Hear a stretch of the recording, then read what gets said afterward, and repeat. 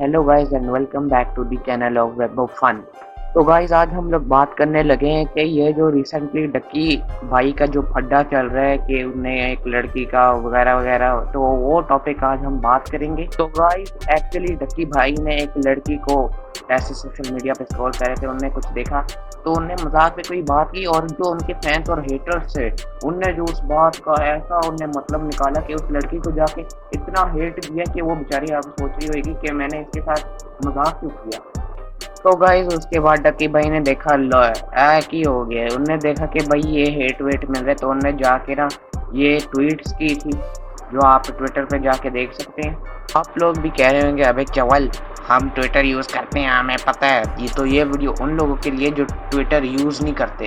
तो गाइस उसके बाद बर्गर टपक गया ट्विटर पे और फिर कहने लगा भाई मेरी और डक्की की जो दोस्ती वो ख़त्म, हालांकि हम बहुत पास में अच्छे दोस्त थे। उसको बंदा बोले बे साले तभी मेरा माफ करना, गुस्से में इधर उधर निकल जाता हूँ। और बात मैं बताना चाहता था कि अब आपके उनको ट्वीट दिखाई नहीं सकता क्योंकि इरफान जी ने जो ने अपना डिलीट कर दिया है ट्विटर अकाउंट। तो गाइस उसके बाद डक्की भाई ने भी 2-3 ट्वीट्स की जो आप वीडियो पॉज करके पढ़ सकते हैं, इतना मेरे पास टाइम फालतू नहीं है।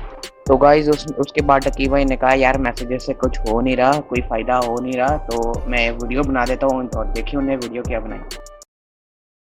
यार ये स्टोरीज एंड तक देखना। वो जो लड़की थी जिसका पेट डॉग था, मेरी कल उससे घंटा कॉल पे बात हुई है इन डिटेल, और मैं तुम लोगों को एक चीज बता दूं कि उसको किसी को भी बुरा फील कराने की इंटेंशन नहीं थी। सबसे पहले तो मैं तुम लोगों से बोलना चाहता हूं कि आई नो कि मेरे चॉइस ऑफ वर्ड्स अनएक्सेप्टेबल थे। मैं यहाँ पे बैठ के कोई एक्सक्यूज नहीं देने वाला कि मेरा मतलब ये था या वो था। आई नो कि आई मेस्ड अप। मैं आइंदा से डेफिनेटली ध्यान रखूंगा अगर मुझे कुछ पोस्ट करना है, ठीक है। I am simply here to apologise. तो अब हुआ ये था कि उसने इवन अपॉलॉजी वगैरह भी पोस्ट कर दी ही, रिमूव भी कर दिया, मेरी पोस्ट भी रिमूव हो गई थी, लेकिन इमेजेस वगैरह फेसबुक पे और इंस्टाग्राम पे और बाकी प्लेटफॉर्म पे ये सर्कुलेट हो रही। तो खैर she faced messages here and there, लेकिन कुछ लोग जो है काफी अग्रेसिव हो गए और कुछ लोगों ने उसको बहुत डिस्टर्बिंग किस्म के मैसेजेस किए, डेथ थ्रेट्स दी। लेकिन मैं ये चीज जरूर कहना चाहूंगा और मैं गारंटी देना चाहूंगा कि वो बंदा मेरी ऑडियंस में से नहीं है, वो मुझे फॉलो भी नहीं करता। इनफैक्ट वो है भी यूएई से, लेकिन वो किसी की ऑडियंस हो या ना हो, उसने बहुत अनएक्सेप्टेबली घटिया हरकत की थी। तुम लोगों को मैं बता दूंगा कि किसी को इस तरह मैसेज करके जानी धमकी देना सीधी जेल है, नो क्वेश्चन आस्क्ड, आपको जेल है। अब असल में एक यूट्यूबर होता है और एक नॉर्मल सिटीजन होता है। यूट्यूबर पे 1000 कमेंट, 1500, 2000, 5000 भी कमेंट आता है ना, वो उस पर नॉर्मली रिएक्ट करते हुए कहते हैं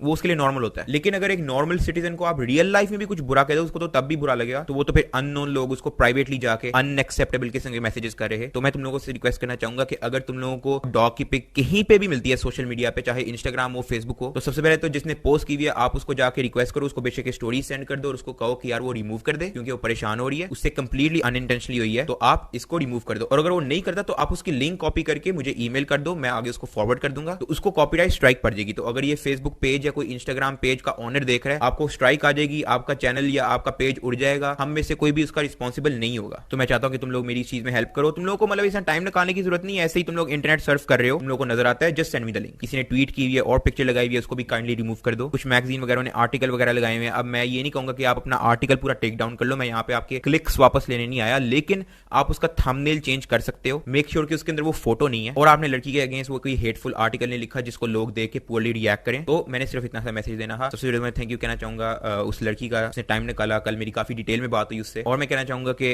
आई नो कि मैं अक्सर टॉक्सिक हो जाता हूं। असल में मैं ट्विटर को बिल्कुल ना एक कैजुअल प्लेटफॉर्म की तरह ट्रीट करता हूं, जैसे मैं कोई नॉर्मल बंदा और मैं I am allowed to post anything. मैं ट्विटर को बेसिकली इस तरह से ट्रीट करता।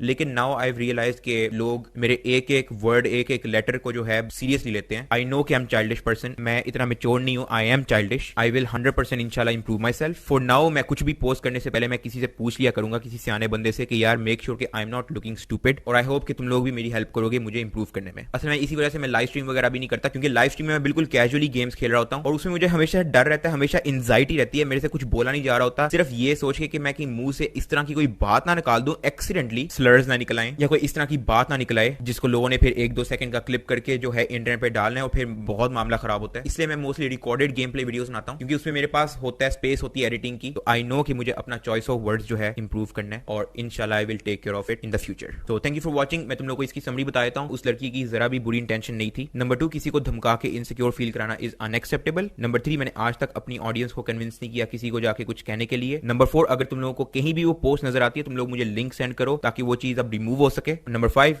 I will 100% inshallah improve my character on Twitter, not just on Twitter, overall on the internet. Or thank you so much for watching. Allah Hafiz. तो guys make sure आपको ये video समझ आ गई होगी। तो उनने यही बताया है कि भाई आई एम वेरी सॉरी, मैंने ऐसे ऐसे किया, मुझे समझ नहीं आई थी कि ये हो भी सकता है। तो फिर उन्होंने कहा कि आइंदा मैं किसी सियाने बंदे से पूछ लिया करूँगा। बाकी उन्होंने ये कहा कि जो भी ऐसे पोस्ट बनाता है उसको जाके आपने कहना कि इसको रिमूव कर दो, ना करे तो फिर लेके उसकी जो लिंक मुझे ईमेल कर देनी है, फिर मैं उसको आगे फॉरवर्ड करूँगा, फिर देखेंगे उसको कॉपीराइट आ जाएगा या तो उसका पेज पूरा बैन हो जाएगा। तो गाइस आज के लिए बस इतना ही।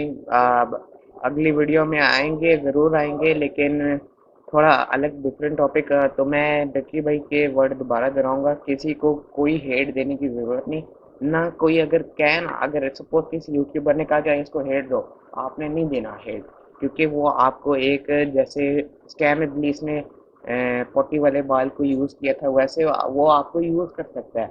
तो वैसे आपने यूज़ नहीं होना। बाकी टेक केयर, अल्लाह हाफ़िज़। सीन गरम किया मैंने तलहा मेरे साथी, कोठा वाला सीन कोठा वाले आए साथी, रैप है किताब और ये रैपर्स बने कागजी, पहले तला 7 और 7 है ये आज भी, रैपर्स बीमार जिसका मैं हूँ जिम्मेदार नहीं।